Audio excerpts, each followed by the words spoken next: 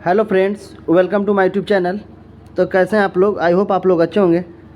तो आज से हम लोग जो है जेपीएससी मेंस का सिलेबस स्टार्ट करने वाले हैं। ठीक है, जेपीएससी मेंस का जो सिलेबस है उसके अकॉर्डिंग हम लोग सारे पेपर का जो है नोट्स हम लोग कवर करेंगे।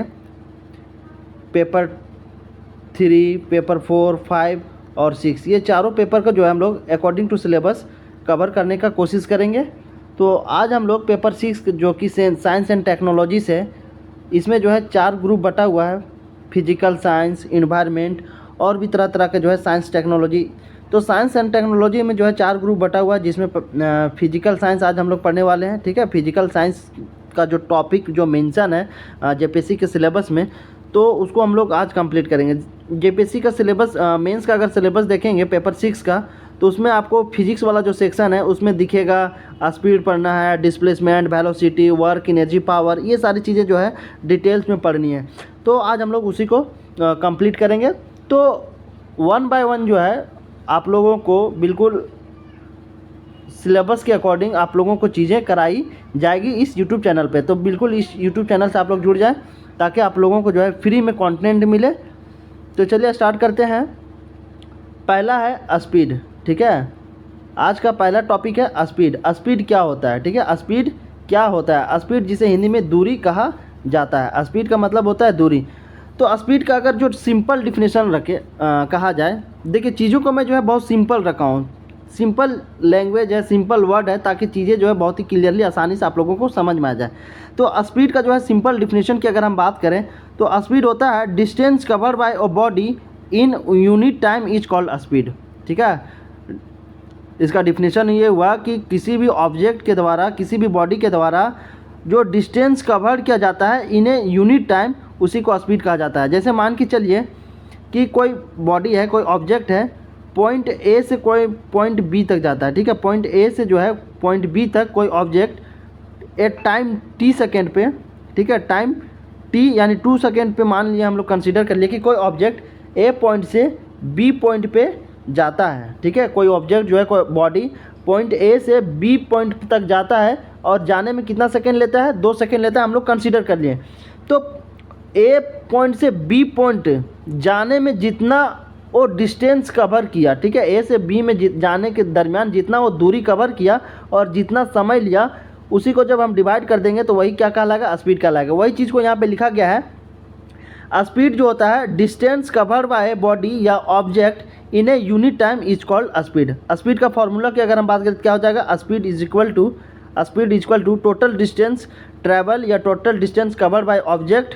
ठीक है, टोटल डिस्टेंस, जैसा कि आपको दिख रहा होगा, total distance covered by the object by total time taken, उसी को क्या कहा जाता है? स्पीड कहा जाता है। उसी को क्या कहा जाता है? स्पीड कहा जाता है। अगर स्पीड के और अगर हम डिफिनेशन की बात करें, दूसरा डिफिनेशन, तो speed is the rate at which an object position change measured in meter per second. और जो पोजीशन चेंज होता है, स्पीड जो होता है मेजर किस में किया जाता है? मीटर पर सेकेंड में। तो स्पीड क्या होता है? स्पीड इज़ द रेट, एक ऐसा रेट होता है एट विच, जिस पर ऑब्जेक्ट अपना पोजीशन चेंज करता है। पोजीशन चेंज करता है। पोजीशन चेंज करने का मतलब समझते हैं कि आप लोग जब ट्रैवल करते हैं, ए पॉइंट से स्टार्ट करते हैं और कुछ समय के बाद जो होता है आप लोग बी पोजीशन पे पहुंच जाते हैं। मान के चलिए आप लोग जो है दिल्ली से स्टार्ट किए, ठीक है, दिल्ली से स्टार्ट किए और आप लोग कहाँ पहुँच गए? कोलकाता पहुँच गए। कहाँ पे पहुँच गए? कोलकाता पहुँच गए। पहले आप जो है t0 सेकेंड पे जब आप ट्रैवल स्टार्ट किए थे पॉइंट ए से, जहाँ पे आपका टाइम कंसीडर कर सकते हैं कि t0, ठीक है, तो पॉइंट ए से बी यानी दिल्ली से कोलकाता तक पहुंचने के लिए आप कितना लगाएं? टी मान के चलिए समय लगाएं 2 आवर्स, 2 घंटा लगाएं। तो देखिए पहले आपका जो है सात शरीर कहाँ था? पॉइंट ए पे था। अब फिर जो है 2 घंटा बाद आप कहाँ पहुँच गए? कोलकाता पहुँच गए। तो आपका जो पोजीशन है चेंज हुआ कि नहीं हुआ? पॉइंट ए से जो है पॉइंट बी में जब गए तो आपका पोजीशन जो है बिल्कुल चेंज हो गया। तो वही है सिंपल, स्पीड का मतलब वही होता है। Speed is the rate at which an object position change, जब क्या होता है? पोजीशन चेंज होता है, उसी को जो है स्पीड कहा जाता है इन ए गिवन टाइम, और उसको मेजर किया जाता है मीटर पर सेकेंड में। तो याद रखिएगा स्पीड इज इक्वल टू क्या होता है? Distance upon time. जितना दूरी कवर करेगा और जितना समय लगेगा दूरी कवर करने में, उसको जब डिवाइड कर देंगे तो हमारा क्या निकल जाएगा? उस ऑब्जेक्ट का स्पीड निकल जाएगा। वो स्पीड कहलाएगा। जैसा कि आप एग्जांपल से देख सकते हैं कि कोई ऑब्जेक्ट था, ए से बी जाने में 2 सेकेंड लेता है। कितना लेता है? ऑब्जेक्ट जो है ए से बी जाने में 2 सेकेंड का टाइम लेता है और कितना डिस्टेंस ट्रेवल करता है, कवर करता है? 10 मीटर कवर करता है। तो स्पीड कितना होगा? स्पीड कितना होगा? तो डिस्टेंस 10 मीटर हो गया, टाइम कितना लिया? 10 मीटर कवर करने में 2 सेकेंड लिया। तो स्पीड अगर निकालना होगा तो फार्मूला सिंपल लगा देंगे, speed equal to distance upon time, यानी डिस्टेंस 10 दिया हुआ, टाइम क्या? 2 सेकेंड, 2 सेकेंड, तो स्पीड कितना निकल जाएगा? Metre per second. यानी 10 मीटर डिस्टेंस कवर करने में उसको लगता है 2 सेकेंड। तो कितने स्पीड से जाएगा कि 2 सेकेंड में 10 मीटर कवर करेगा? तो 5 मीटर पर सेकेंड। जब ऑब्जेक्ट 5 मीटर पर सेकेंड के स्पीड से जो है 2 सेकेंड में ट्रैवल करेगा तो डिस्टेंस कवर करेगा 10 मीटर। ठीक है, तो ये था सिंपल कॉन्सेप्ट स्पीड का, है ना। अब इससे जुड़ा हुआ पॉइंट की बात कर लेते हैं। Speed is non directional quantity. Speed क्या होता है? स्पीड जो होता है नॉन डायरेक्शनल क्वांटिटी होता है। स्पीड की एसआई यूनिट की बात करें तो मीटर पर सेकेंड होता है। याद रखिएगा, स्पीड की जो एसआई यूनिट होती है मीटर पर सेकेंड। ये स्केलर क्वांटिटी होता है। Speed is a scalar quantity.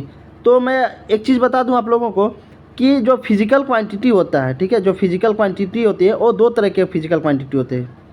Physical quantity कितने तरह के होते हैं? 2 तरह का होता है। पहला एक होता है स्केलर, दूसरा वेक्टर। फिजिकल क्वांटिटी जो होती है 2 तरीके होती है, स्केलर क्वांटिटी और दूसरा वेक्टर क्वांटिटी। तो स्केलर क्वांटिटी किसे कहा जाता है? स्केलर क्वांटिटी वैसी क्वांटिटी को कहा जाता है, वैसी फिजिकल क्वांटिटी को कहा जाता है जिसमें सिर्फ क्या हो? मैग्नीट्यूड हो। जिसमें क्या हो? सिर्फ उस राशि का, उस फिजिकल क्वांटिटी का सिर्फ मैग्नीट्यूड हो, यानी सिर्फ क्या हो? मान हो, डायरेक्शन ना हो। डायरेक्शन क्या होता है? इसमें नहीं होता है उस फिजिकल क्वांटिटी का। वेक्टर की बात करें तो वेक्टर फिजिकल क्वांटिटी वैसी क्वांटिटी होती है जिसमें मैग्नीट्यूड भी होती है और मैग्नीट्यूड के साथ साथ क्या होता है? दिशा भी होता है, यानी डायरेक्शन भी होता है, दोनों होता है। तो याद रखिएगा, जिस फिजिकल क्वांटिटी का मैग्नीट्यूड भी होता है और डायरेक्शन भी होता है वो वेक्टर क्वांटिटी कहलाता है।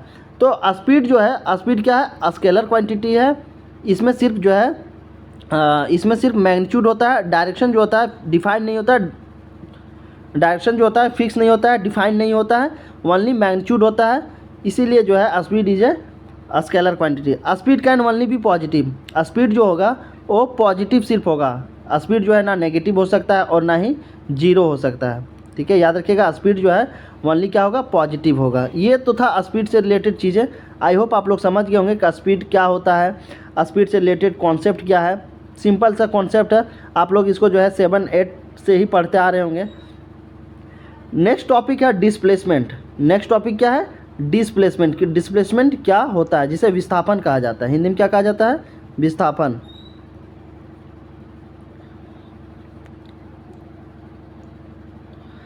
तो डिस्प्लेसमेंट का अगर सिंपल डिफिनेशन की बात करें तो the shortest distance between the initial and final position of any object during motion is called displacement. Displacement का जो सिंपल डिफिनेशन है, जो शॉर्टेस्ट डिस्टेंस होता है ड्यूरिंग द मोशन, जब कोई ऑब्जेक्ट हो या फिर कोई बॉडी हो, जब वो ट्रैवल करता है इनिशियल पॉइंट से फाइनल पॉइंट, ठीक है, जब कोई ऑब्जेक्ट इनिशियल पॉइंट से फाइनल पॉइंट ट्रैवल करता है तो इस बीच के दरमियान में जो शॉर्टेस्ट डिस्टेंस होता है वही डिस्प्लेसमेंट कहलाता है। मान के चलिए, यहाँ पे देखिए डायग्राम से हम समझाए हैं कि मान के चलिए पॉइंट ए से बी हमको जाना है। ठीक है, पॉइंट ए से बी जाना है तो ए से बी जाने के बहुत से रास्ते हो सकते हैं। एक तो सीधा रास्ता हो सकता है, एक तो ऐसे भी जाया जा सकता है ए से बी, और फिर ए से बी जाने के लिए ऐसे भी जाया जा सकता है। तो देखिए, ए से बी जाने के लिए जो है 3 रास्ते हैं, पहला रास्ता, दूसरा रास्ता और तीसरा रास्ता। ये तीनों रास्ता क्या है? ए से बी जाने का है। तो देखिए, सबसे शॉर्टेस्ट, सबसे छोटा, जिसके हम लोग बोलते हैं ना शॉर्टकट रास्ता, जो है ना, आप लोग कहीं पे जब जाते हैं तो नहीं बोलते हैं कि शॉर्टकट रास्ता कौन सा होगा, उसी में हम लोग ट्रैवल करते हैं समय बचाने के लिए। तो डिस्प्लेसमेंट भी वही है, जो शॉर्टेस्ट डिस्टेंस है, सबसे जो कम वाली दूरी है, उसी को डिस्प्लेसमेंट कहा जाता है। यहाँ जैसा कि देख रहे होंगे, ए से बी जाने के लिए 3 रास्ते हैं। कोई सीधा भी जा सकता है, कोई ऐसे भी जा सकता है और कोई ऐसे भी जा सकता है। तो शॉर्टेस्ट डिस्टेंस कौन सा है? ए से बी जो जाने का जो सीधा वाला रास्ता है, ए से बी ये रास्ता है। तो यही क्या कहलाएगा? शॉर्टेस्ट डिस्टेंस, यानी कम दूरी वाली रास्ता, इसी को डिस्प्लेसमेंट कहा जाता है। तीनों क्या है? तीनों डिस्टेंस है। पहला रास्ता भी है, दूसरा रास्ता और तीसरा रास्ता, ये तीनों क्या? तीनों डिस्टेंस है। तीनों क्या है? डिस्टेंस है। लेकिन जो दूसरा रास्ता है ए से बी, ये क्या है, शॉर्टेस्ट डिस्टेंस है। और शॉर्टेस्ट डिस्टेंस को ही क्या कहा जाता है, डिस्प्लेसमेंट कहा जाता है। याद रखिएगा, जो शॉर्टेस्ट डिस्टेंस होता है उसी को ही डिस्प्लेसमेंट कहा जाता है। जैसा कि आप यहाँ पे देख रहे होंगे, इसमें भी आप समझिए, ए पॉइंट से बी पॉइंट अगर हमको जाना है तो ए से बी जाने के लिए ऐसे भी जाया जा सकता है, तो ये क्या कहलाएगा, डिस्टेंस कहलाएगा। और ए से बी जाने के लिए भी क्या है, ऐसे भी जा सकते हैं। तो देखिए ये रास्ता जो है काफ़ी घुमावदार है, काफ़ी ज़्यादा समय लगेगा। और ए से बी जाने के लिए अगर इस रास्ते से हम आते हैं तो बहुत कम समय में चला जाएगा, क्योंकि इसकी जो दूरी है कम है। तो दोनों क्या है, दूरी है, ये भी दूरी है, ये भी डिस्टेंस कहलाएगा, ये भी क्या कहलाएगा, डिस्टेंस कहलाएगा। लेकिन ए से बी ये जो दूरी है ये क्या कहलाएगा, शॉर्टेस्ट डिस्टेंस कहलाएगा। और यही शॉर्टेस्ट डिस्टेंस क्या कहलाएगा, डिस्प्लेसमेंट कहलाएगा। तो सिंपल सा कहना यही है डिस्प्लेसमेंट का, कि जो शॉर्टेस्ट डिस्टेंस होगा between initial and final position, ठीक है, शॉर्टेस्ट डिस्टेंस जो है between initial and final position of any object during motion is called displacement. अब यहाँ पे देख रहे होंगे कि फिक्स डायरेक्शन भी होता है। डिस्प्लेसमेंट जाने के लिए जो है शॉर्टेस्ट डिस्टेंस जो होता है उसको जाने के लिए एक फिक्स डायरेक्शन भी है। अब जब डायरेक्शन होता है और जिस फिजिकल क्वांटिटी का मान भी हो और डायरेक्शन भी हो तो क्या कहलाता है, वेक्टर क्वांटिटी कहलाता है। तो एक बात तो पता चल गया कि डिस्प्लेसमेंट क्या होगा, वेक्टर क्वांटिटी होगा। डिस्प्लेसमेंट क्या होगा, वेक्टर क्वांटिटी होगा, क्योंकि इसमें जो है मैग्नीट्यूड भी है और उसके साथ साथ डायरेक्शन भी है, दिशा भी है। अब चलिए इससे जो है जुड़ा हुआ बात करते हैं हम लोग। Displacement is a vector quantity. Displacement क्या है, वेक्टर क्वांटिटी है, क्योंकि मैग्नीट्यूड भी है और डायरेक्शन भी है। अब बात करते हैं डिस्प्लेसमेंट में भी पॉजिटिव, जीरो और नेगेटिव। डिस्प्लेसमेंट जो है वो पॉजिटिव भी हो सकता है, जीरो भी हो सकता है और नेगेटिव भी हो सकता है। चलिए हम लोग एग्जांपल से समझते हैं कि डिस्प्लेसमेंट जो है वो पॉजिटिव, जीरो और नेगेटिव कैसे हो सकता है। तो एक बेहतरीन एग्जांपल जो है मेरे द्वारा बनाया गया, जैसे कि आप देख सकते हैं, ये घर है, ये कोई दुकान है और यहाँ पे स्कूल है। तो कोई बच्चा क्या करता है, कोई बच्चा इस दुकान से कुछ सामान खरीदा, मान के चले पेन खरीदा, इस दुकान से कोई बच्चा जो है पेन खरीदा, पेन खरीद करके जो है स्कूल पहुंच गया। तो देखिए कितना डिस्प्लेसमेंट किया, जो है अपने आप को कितना डिस्प्लेस किया, खुद को दुकान से स्कूल, तो 10 मीटर। तो देखिए 10 मीटर किया तो क्या हो गया, डिस्प्लेसमेंट क्या हो गया, पॉजिटिव हो गया, क्योंकि यहाँ पे जो डिस्टेंस डिस्प्लेसमेंट कवर किया, डिस्टेंस कवर किया, कितना किया, 10 मीटर किया। तो यहाँ पे देखिए हम लोग डिस्प्लेसमेंट क्या हो सकता है, पॉजिटिव हो सकता है। अब मान के चलिए फिर क्या किया, वही बच्चा स्कूल से फिर वही पॉइंट पे दुकान पे आ गया। जो बच्चा शॉप से लेकर के स्कूल पहुंचा था, जिसमें 10 मीटर का डिस्प्लेसमेंट हुआ था, जो कि पॉजिटिव था, अब वही बच्चा फिर स्कूल से जो है फिर दुकान आया। तो इस दरमियान में कितना डिस्प्लेसमेंट होगा, जैसे देखिए ए पॉइंट था, अरे बी पॉइंट था, ए से बी जाने में क्या हुआ, बच्चा ए से बी गया तो 10 मीटर कवर किया, ठीक है। तो डिस्प्लेसमेंट क्या हो गया, 10 मीटर। अब फिर बच्चा जब ए से बी गया, फिर बी से वापस कहाँ पे आया, ए पे आया, और फिर कितना कवर करेगा, 10 मीटर करेगा, 10 मीटर करेगा। तो जोड़ देंगे, दोनों डिस्प्लेसमेंट को जोड़ेंगे, 10 प्लस, लेकिन ये क्या है, अपोजिट डायरेक्शन में आया, पहले गया ऐसे और फिर आया कैसे, अपोजिट डायरेक्शन में, उल्टा डायरेक्शन में, तो -10 हो जाएगा। तो जोड़ेंगे तो कितना हो जाएगा, जोड़ेंगे दोनों को तो 10 - 10 तो कितना हो जाएगा, प्लस माइनस कटेगा तो 0। तो देख सकते हैं डिस्प्लेसमेंट क्या हुआ, 0 हुआ। यानी जहाँ पे चलना स्टार्ट किए और फिर जो है लौट करके वहीं पे आ गए, जहाँ से चलना स्टार्ट किए थे फिर वहीं जो है लौट करके आ गए, तो उस केस में जो है डिस्प्लेसमेंट क्या होगा, 0 हो जाएगा, जैसा कि आप जो है देख रहे होंगे। तीसरा कंडीशन क्या बनता है कि वो बच्चा दुकान से गया स्कूल, फिर स्कूल से क्या किया, घर आ गया। तब इसमें डिस्प्लेसमेंट कितना होगा, शुरू तो स्कूल से जो है दुकान गया, फिर दुकान से जो है फिर दुकान से स्कूल गया, फिर स्कूल से फिर दुकान आया, फिर दुकान से क्या हुआ, सीधे घर आ गया। तो इस केस में कितना डिस्प्लेसमेंट किया, शुरू में तो 10 किया, फिर कितना किया स्कूल से घर जाने में, 10 और 5 15, तो घटा देंगे, माइनस कर देंगे, अपोजिट डायरेक्शन में जा रहा है तो माइनस हो जाएगा। तो फिर यहाँ पे देखिए 10 - 15 = -5। तो आप इस एग्जांपल के मदद से समझ गए होंगे कि डिस्प्लेसमेंट जो होता है वो पॉजिटिव भी हो सकता है, जीरो भी हो सकता है और नेगेटिव भी हो सकता है। नेक्स्ट पॉइंट है displacement is always greater than equal to displacement. Distance जो है वो तो डिस्टेंस जो है या तो डिस्प्लेसमेंट के बराबर हो सकता है और मैक्सिमम होगा या अधिक होगा। याद रखिएगा डिस्टेंस जो है, distance is always greater then displacement, क्योंकि डिस्प्लेसमेंट क्या होता है, डिस्प्लेसमेंट जो होता है शॉर्टेस्ट डिस्टेंस होता है between initial point two final point. Displacement का डिफिनेशन क्या था, डिस्प्लेसमेंट जो है शॉर्टेस्ट डिस्टेंस है between initial point two final point.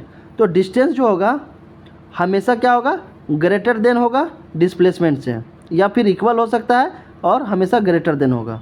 यह दो कंडीशन हो सकता है, या तो इक्वल टू और हमेशा ग्रेटर देन। डिस्प्लेसमेंट जो है कभी भी डिस्टेंस से ज़्यादा नहीं हो सकता है, हमेशा जो होगा डिस्टेंस ज़्यादा होगा डिस्प्लेसमेंट से। एसआई यूनिट की बात करें तो मीटर होती है। The distance can only be zero when there is no movement of the object that is rest. Distance क्या होगा, जीरो होगा। मान के चलिए कोई ऑब्जेक्ट है, ये मूवमेंट कर ही नहीं रहा है, ठीक है, ये ट्रैवल कर ही नहीं रहा है, रेस्ट पे है। जब रेस्ट पे होगा तो डिस्टेंस क्या होगा, जीरो होगा। जाहिर सी बात है, जब आप कहीं पे बैठे हुए रहते होंगे, चलना स्टार्ट नहीं करते हैं, अपने आप को मूवमेंट नहीं देते हैं, रेस्ट में जब आपका शरीर रहता है तो उस टाइम जो है आप कितना डिस्टेंस ट्रेवल करते हैं, जीरो करते हैं। तो याद रखिएगा डिस्टेंस जो होता है जीरो हो सकता है। अब नेक्स्ट टॉपिक है वेलोसिटी। नेक्स्ट है वेलोसिटी। तो velocity is the rate of change of displacement with respect to time. Time के रेस्पेक्ट में, ठीक है, टाइम के रेस्पेक्ट में जितना डिस्प्लेसमेंट होता है उसी को क्या कहते हैं, वेलोसिटी कहते हैं। सिंपल डिफिनेशन क्या है, velocity is the rate of change of displacement with respect to time is called velocity. यानी वेलोसिटी इज इक्वल टू क्या होता है, डिस्प्लेसमेंट अपॉन टाइम। क्या होता है, displacement upon time, displacement upon time. यानी velocity is the rate of change of displacement with respect to time is called velocity. या तो कह सकते हैं the velocity of an object is the change in position over a time interval. यानी एक time of interval में जो है कोई भी ऑब्जेक्ट का जो पोजीशन चेंज होता है, जो डिस्प्लेसमेंट होता है, उसी को क्या कहते हैं, वेलोसिटी कहते हैं। दोनों का जो मतलब है वो एक ही है, बस तरीका अलग अलग है कहने का कि मैं कल रांची जा रहा हूँ या रांची मैं कल जा रहा हूँ, दोनों सेम चीज़ है, बस कहने का तरीका अलग है। ठीक उसी तरीके से दोनों डिफिनेशन जो है, दोनों कॉन्सेप्ट एक ही है। या तो ऐसे कहें velocity is the rate of change of displacement with respect to time is called velocity, या तो the velocity of an object is the change in position, जिसे डिस्प्लेसमेंट कहा जाता है, over a time of interval is called velocity. ठीक है, over a time of interval में जब कोई ऑब्जेक्ट अपना पोजीशन चेंज करता है उसी को क्या कहलाता है, उसी को क्या कहा जाता है, वेलोसिटी कहा जाता है। जैसा कि एग्जांपल में समझें आप लोग, वेलोसिटी कैसे निकाला जाता है। कोई ऑब्जेक्ट है ए से बी गया, कोई ऑब्जेक्ट जो है ए से बी गया, कितना डिस्प्लेसमेंट कवर किया, कितना डिस्टेंस, 10 मीटर, कितना सेकेंड में, 2 सेकेंड में।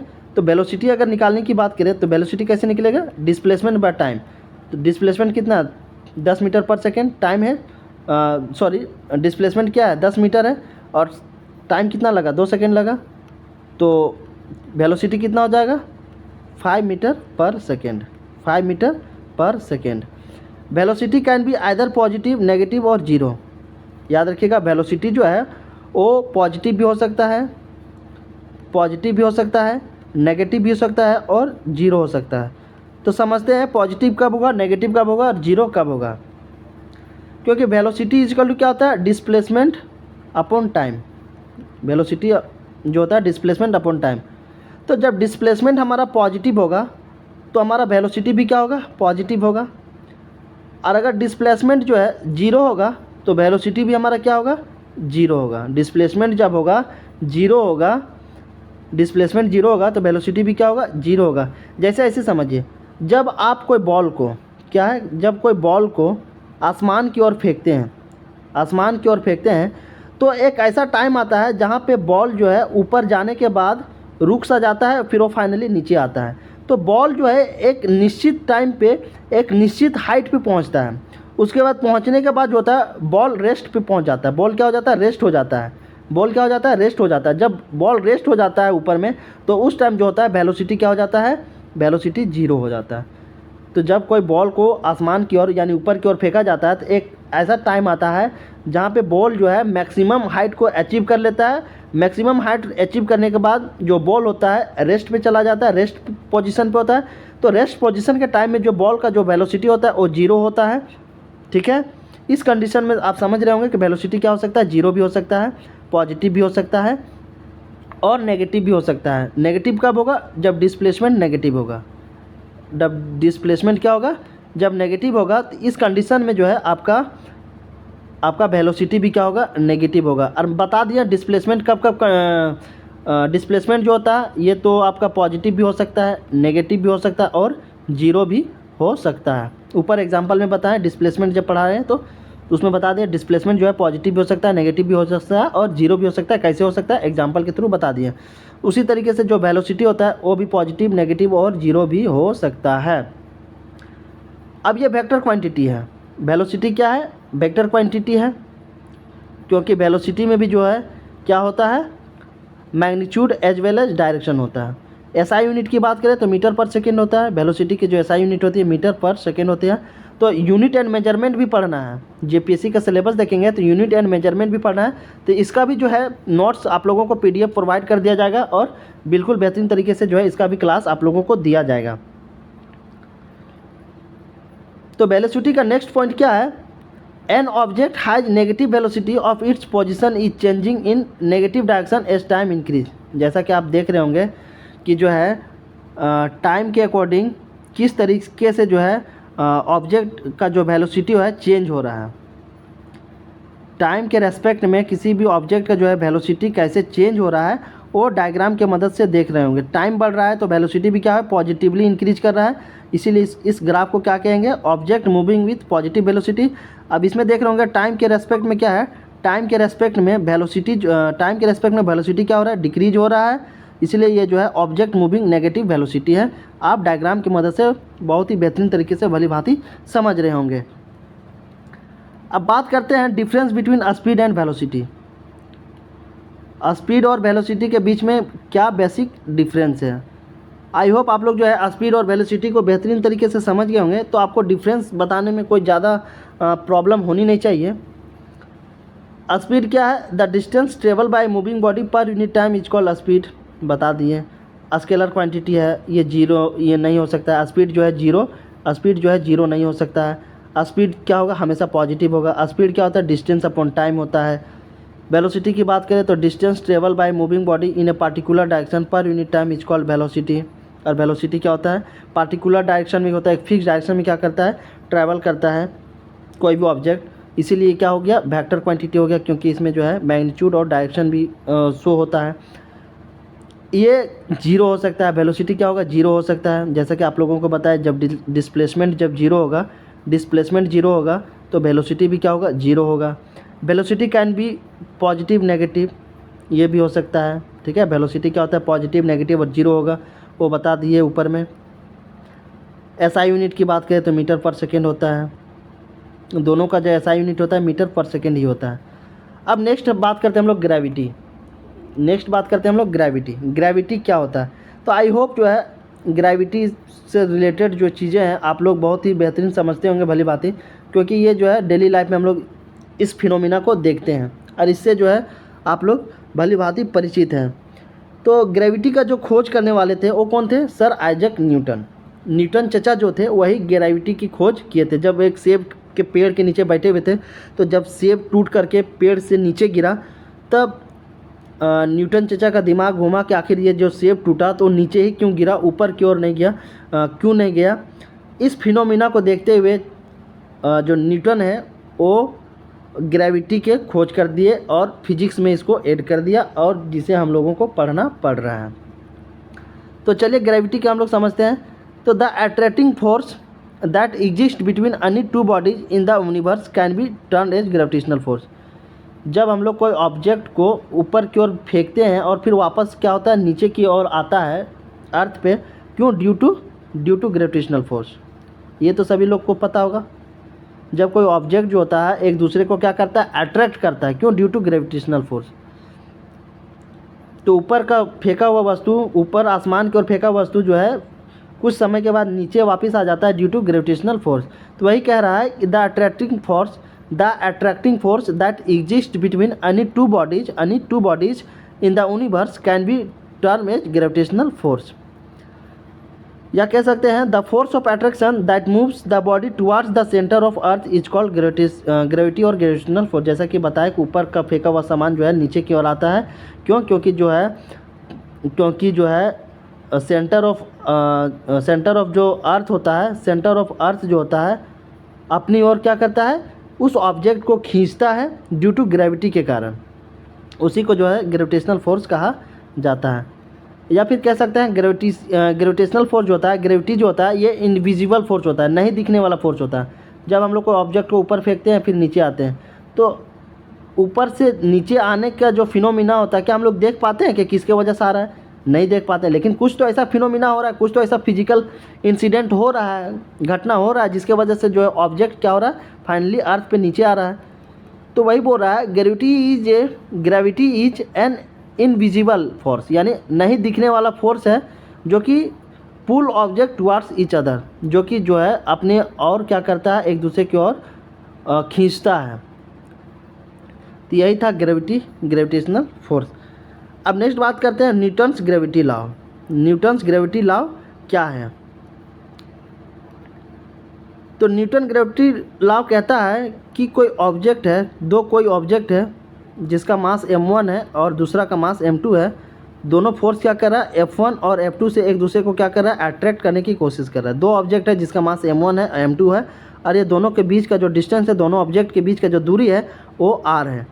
और ये दोनों ऑब्जेक्ट जो है ड्यू टू ग्रेविटेशनल फोर्स के कारण एक दूसरे को क्या कर रहा है, एक दूसरे की ओर टुवार्ड्स जिसे कहा जाता है, तो दोनों जो है एक दूसरे की ओर क्या कर रहा है, अट्रैक्ट करने की कोशिश कर रहा है। उसी को न्यूटन्स ग्रेविटी लॉ कहता है। जैसे कि न्यूटन्स ग्रेविटी लॉ का स्टेटमेंट की अगर हम बात करें तो यहाँ सिंपल भाषा में लिखा हुआ है, Newton's gravity law state that the gravitational force acting between two points object is directly proportional to the product of their masses and inversely proportional to the square of the distance between them.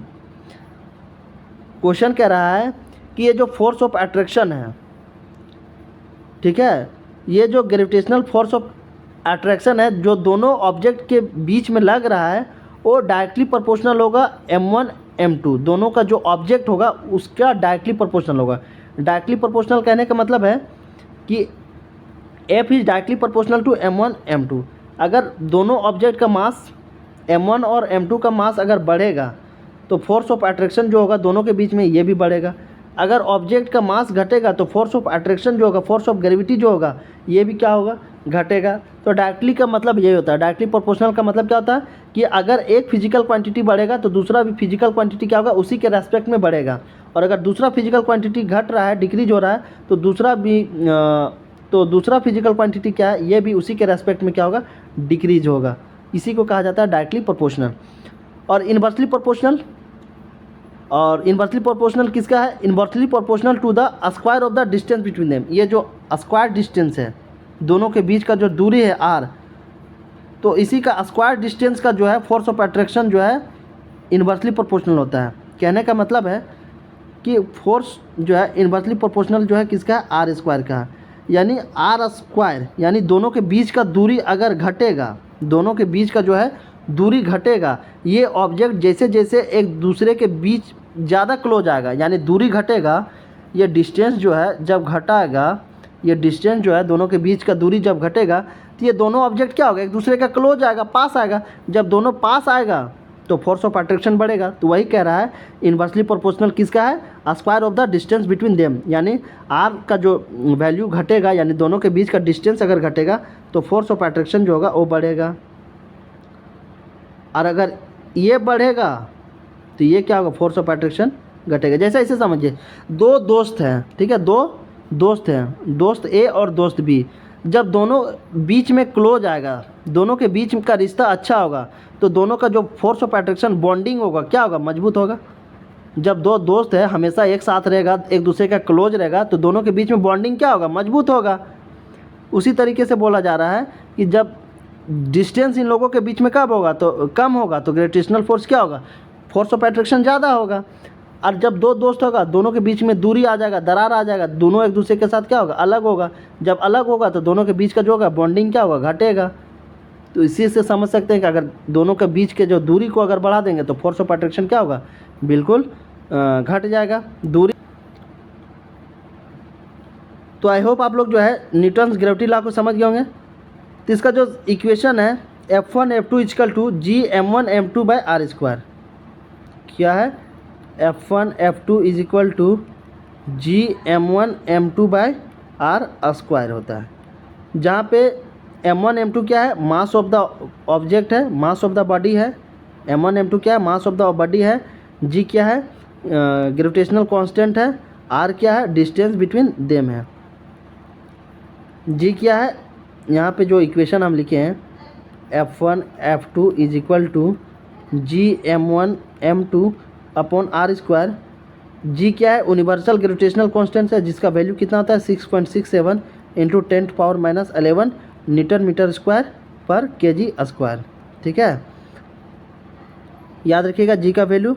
और ये g का जो value है वो same रहेगा through out the universe, इसीलिए इसे जो है यूनिवर्सल ग्रेविटेशनल कांस्टेंट कहा जाता है। g का जो वैल्यू होता है वो थ्रू आउट द यूनिवर्स, यानी पूरे यूनिवर्स में क्या होगा, सेम होगा, इसीलिए g जो है उसको यूनिवर्सल ग्रेविटेशनल कांस्टेंट कहा जाता है, जिसका वैल्यू होता है 6.67 इंटू 10⁻11 न्यूटन मीटर स्क्वायर पर kg स्क्वायर। SI यूनिट की बात करें तो न्यूटन होगा। SI यूनिट की बात करें तो क्या होगा, इसका न्यूटन होगा। क्या है, क्योंकि ये फोर्स है और फोर्स का जो SI यूनिट होता है न्यूटन, उसका भी जो है यही हो जाएगा, क्योंकि ग्रेविटी भी क्या है, एक तरीके का फोर्स है और फोर्स का SI यूनिट न्यूटन होता है, तो इसका भी जो है SI यूनिट न्यूटन हो जाएगा। नेक्स्ट क्वेश्चन है मास। नेक्स्ट टॉपिक क्या है, मास। मास क्या होता है, mass of a body is defined as the quantity of matter. अब मैटर में होता है सॉलिड भी हो सकता है, लिक्विड भी हो सकता है और गैस हो सकता है। तो कहा जा रहा है mass of a body is defined as the quantity of matter content in the given volume of the body. किसी भी बॉडी में जितना मैटर कंटेंट होता है पर वॉल्यूम में, ठीक है, याद रखिएगा, ध्यान से सुनिए, किसी भी बॉडी में जितना क्वांटिटी ऑफ मैटर कंटेंट होता है उसी को क्या कहा जाता है, मास कहा जाता है, जैसा कि आप डिफिनेशन में देख रहे होंगे। Mass is the measure of the amount of matter in a body. किसी भी बॉडी में जो है कितना अमाउंट ऑफ मैटर है। अब मैटर वो सॉलिड हो सकता है, लिक्विड या गैस, ठीक है, क्योंकि मैटर जो होते हैं 3 प्रकार के होते हैं, सॉलिड, लिक्विड और गैस। तो मास जो है मेजर करता है द अमाउंट ऑफ मैटर, कि किसी भी बॉडी में जो है कितना अमाउंट ऑफ मैटर है, वही क्या कहलाएगा, मास कहलाएगा। इक्वेशन से हम लोग समझते हैं इक्वेशन ऑफ मास क्या होता है। इक्वेशन ऑफ मास की अगर हम बात करें तो इक्वेशन ऑफ मास जो है आया है वेट से। W इक्वल टू क्या होता है, आगे हम लोग वेट भी पढ़ेंगे, वेट के बारे में। W equal to mg, W equal to mg। g क्या है, ग्रेविटेशनल है, ग्रेविटी है। m क्या है, मास है, और W क्या है, वेट है। W क्या है, वेट है। तो अगर यहाँ से हम इस फार्मूला से अगर मास निकालना चाहें तो क्या हो जाएगा, m equal to weight upon gravity. तो मास का क्या हो जाएगा, mass is also equal to the net force needed to accelerate an object divided by its acceleration. एक पॉइंट यहाँ पे बोला जा रहा है, मास जो होता है is also equal to the net force needed to accelerate an object.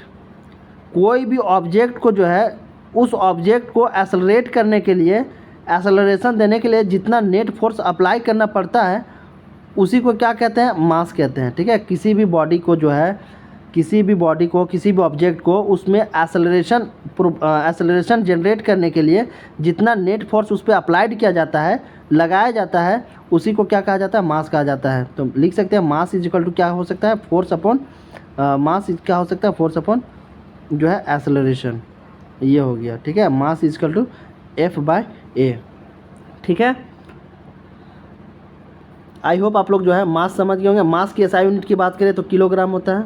मास का जो है SI यूनिट की बात करें तो क्या होता है, किलोग्राम, यानी kg होता है। इसका PDF जो है डिस्क्रिप्शन बॉक्स में दे दूंगा मैं, वहाँ से जो है आप लोग इसको डाउनलोड कर लीजिएगा। नेक्स्ट है टॉपिक है वेट। नेक्स्ट टॉपिक क्या है, वेट। नेक्स्ट टॉपिक है हमारा weight. Weight of an object is defined as the force acting on the object due to gravity. किसी भी ऑब्जेक्ट पर, ठीक है, किसी भी ऑब्जेक्ट पर जो फोर्स एक्टिंग होता है ड्यू टू ग्रेविटी, उसी को वेट कहा जाता है। याद रखिएगा, वेट क्या होता है, किसी भी ऑब्जेक्ट पर जो है ग्रेविटी के कारण जो फोर्स एक्टिंग होता है उस ऑब्जेक्ट पर, उसी को क्या कहा जाता है, वेट कहा जाता है। वेट का जो इक्वेशन होता है W=mg, वेयर m मास होता है, मास ऑफ द ऑब्जेक्ट या बॉडी कह सकते हैं। जी जो होता है ग्रेविटेशनल फोर्स है, जी क्या है, ग्रेविटेशनल फोर्स है, जी क्या है, ग्रेविटेशनल फोर्स है। W क्या है, वेट है। जैसे मान के चलिए कोई ऑब्जेक्ट है जिसका क्या है, मास m है, तो इस ऑब्जेक्ट पे जो है डाउनवर्ड की तरफ एक वेट की ग्रेविटेशनल फोर्स की वजह से जो है, वेट की वजह से जो है इसमें एक फोर्स लगेगा W=mg, और एक इसी के ऊपर जो है एक नॉर्मल फोर्स लगेगा जो कि क्या करेगा, दोनों इक्वल होता है, एक दूसरे को बैलेंस करता है। नॉर्मल फोर्स दोनों क्या करता है, एक दूसरे को क्या करता है, बैलेंस करता है।